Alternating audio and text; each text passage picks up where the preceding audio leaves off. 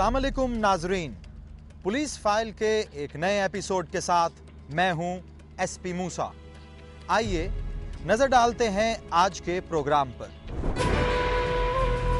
आज की police file में शामिल है हवस का खेल ऐसा रचा, एक हुए भतीजी चचा, छांगा मांगा के गरीब असलम के घर पर क्या बीती।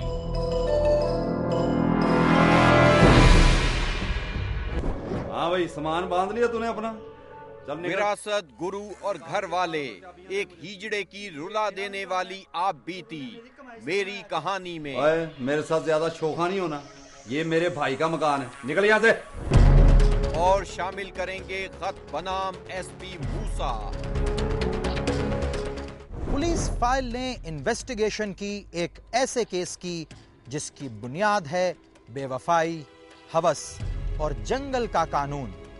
क्या है तफसीलात इस केस की जिसका ताल्लुक है छांगा मांगा से? आइए देखते हैं।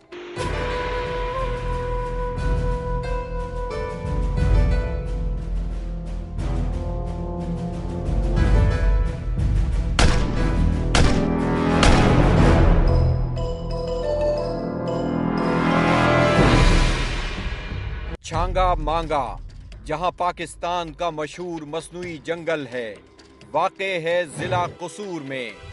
शहर से 3 किलोमीटर के फासले पर ये मंजर है चक 32 का। 10,000 आबादी वाला ये गांव नजदीक है MBL नहर के, जो इसके शिमाल से गुजरती है। इसी गांव का है ये मेहनत कश मोहम्मद असलम। मोहम्मद असलम करता है मेहनत मजदूरी और इसी मेहनत से होती हैं उसके खानदान की छोटी छोटी ख्वाहिशात पूरी।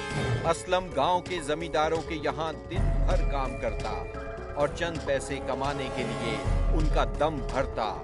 उसकी बीवी जुबैदा बीवी चौधरियों के घरों में बर्तन धोती, तंदूर पे रोटियां पकाती और 4 पैसे बच्चों के लिए कमा कर घर लाती। मगर 9 बच्चों के बाप मोहम्मद असलम के घर पर गुजर गई कयामत। ये कब्र देखिए, इसके कतबे पर लिखा है उसी मेहनत कश का नाम। पहलू में दूसरी कब्र पर उसकी बीवी का नाम लिखा है और इनके पहलू में जगह मिली इन दोनों के बड़े बेटे असगर की मैयत को। ये तीनों इन कब्रों में सो गए हैं अबदी नींद।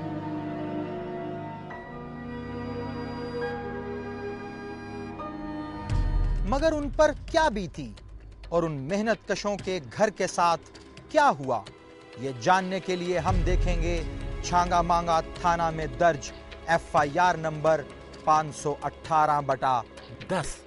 FIR 518/10, जिसमें मुद्दई खुद मोहम्मद असलम है। अपना मुल्जिम नामजद करता है अकबर जंगी और उसके 2 साथियों को। ये नामजद मुल्जिम मोहम्मद असलम के दामाद का भाई है। ये तस्वीर है उसके दामाद अकरम जंगी की।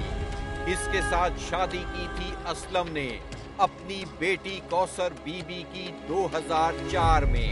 और इसी शादी के बाद शुरू हुई एक ऐसी कहानी जिसने छीन लिया असलम और उसकी बीवी का बुढ़ापा और जवान बेटे की जवानी।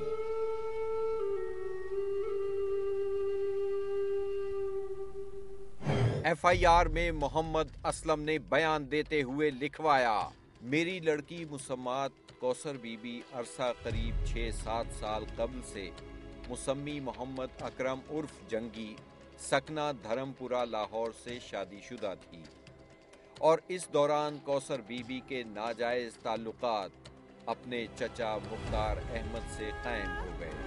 ये है मुख्तार अहमद, मोहम्मद असलम का सगा भाई, जिसने हवस की आग अपनी सगी भतीजी कौसर के दिल में लगाई।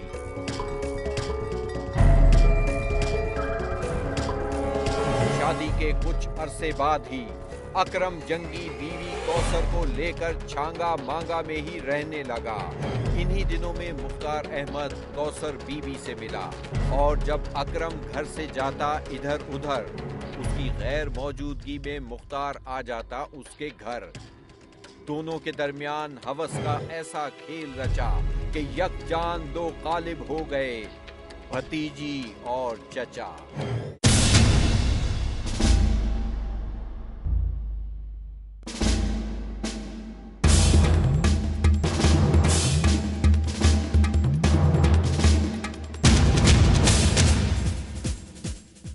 कौसर का खावंद अकरम भी बीवी से मोहब्बत करता था। कुछ अरसा उससे खुफिया रही चचा भतीजी की मुलाकातें।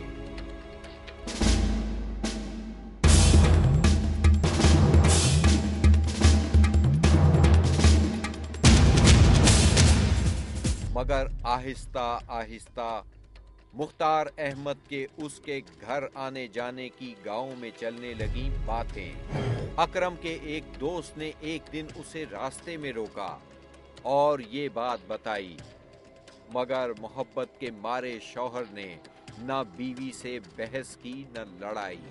उसने सिर्फ नसीहत की और कौसर को मुख्तार से मजीद मिलने जुलने से रुक जाने का कहा। मगर कौसर हवस की आग में अंधी हो गई थी। उसने शौहर की मोहब्बत की परवाह नहीं की और चचा से नाजायज मिलती रही। असलम का भाई मुख्तार और असलम की बेटी कौसर एक ऐसा जुर्म कर रहे थे जिसकी जितनी भी मुजम्मत की जाए कम है। गांव के माहौल में जहां इस किस्म के गुनाह छुपते नहीं हैं, ये दोनों किस तरह मिल रहे थे, इनका ताल्लुक किस तरह बना। इसी दौरान अकरम जंगी के घर 2 बच्चों ने जन्म लिया। ये है फायजा, कौसर की पहली बेटी, और उसके 1 साल बाद पैदा होने वाला ये बच्चा है सरफराज। सरफराज के पैदा होने के बाद अकरम ने बीवी कौसर को इन बच्चों का वास्ता दिया और कराई उसे अपनी मोहब्बत याद। मगर कौसर ने नहीं सुनी उसकी फरियाद। असलम ने ना इहदी बेटी ते इहदा भरा आपस च उन्हां ने नजायज तल्लुकात सी। ਉਹ ਜਦੋਂ ਇਹਨਾਂ ਨੂੰ ਮਾਲੂਮਤ ਹੋਈ ਹੈ ਅਸਲਮ ਨੂੰ ਤੇ ਉਹਦੀ ਬੀਵੀ ਨੂੰ, ਉਹ ਪਹਿਲੇ ਪਿੰਡ ਰਹਿੰਦੇ ਦੋਵੇਂ, ਉਹਨਾਂ ਇੱਥੋਂ ਇਹਨਾਂ ਨੂੰ ਫਰਕ ਕਰਤਾ ਵੀ ਚਲੇ ਜਾਓ ਤੁਸੀਂ ਇੱਥੋਂ। कौसर के दिल में था जोर। उसने बच्चों को साथ लिया और मुख्तार अहमद के साथ चली आई लाहौर। दोनों ने किराए पर मकान लिया धर्मपुरे के इलाके में और यहीं रहना शुरू कर दिया। ये जिक्र है सन 2009 का। कौसर बीबी अपने 2 बच्चों के हमरा नाजायज तौर पर अपने चचा मुख्तार के साथ रहती रही। इसी दौरान उसका शौहर अकरम उसे तलाश करता रहा और फिर एक दिन अकरम को मालूम हो गया कि उसकी बीवी कहाँ है। मोहम्मद अकरम धर्मपुरे पहुंचा और एक मकान के दरवाजे पर दस्तक दी। कौसर ने दरवाजा खोला। अकरम घर में दाखिल हुआ और काफी देर तक कुछ नहीं बोला।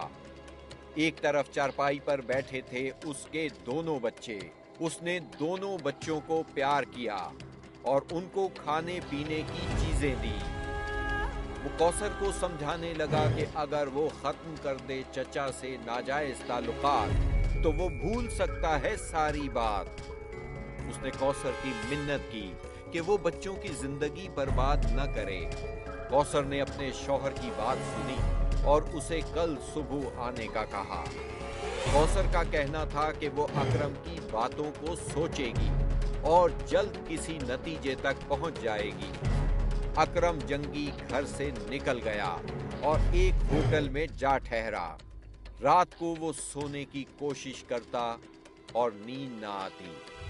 उसे अपने बीवी, बच्चों और अच्छे दिनों की याद सताती।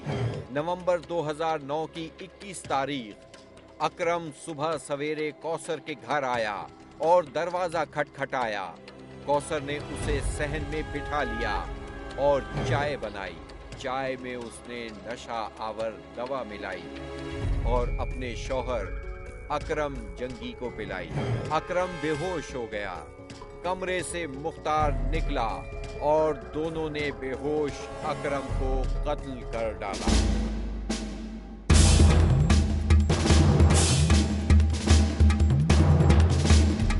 कौसर बीबी के अपने हकीकी चचा मुख्तार के साथ नाजायज तल्लुकात हो गए।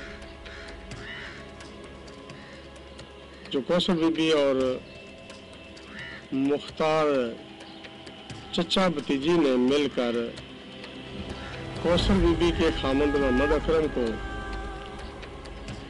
कत्ल कर दिया था और नाश बाहर फेंक दी थी। एक जानिब खड़ी थी फायजा, जिसने देखा कत्ल का सारा मंजर अपनी आंखों से। मेरे पापा ने मार दी किवें मारिया सी? छुरे नाल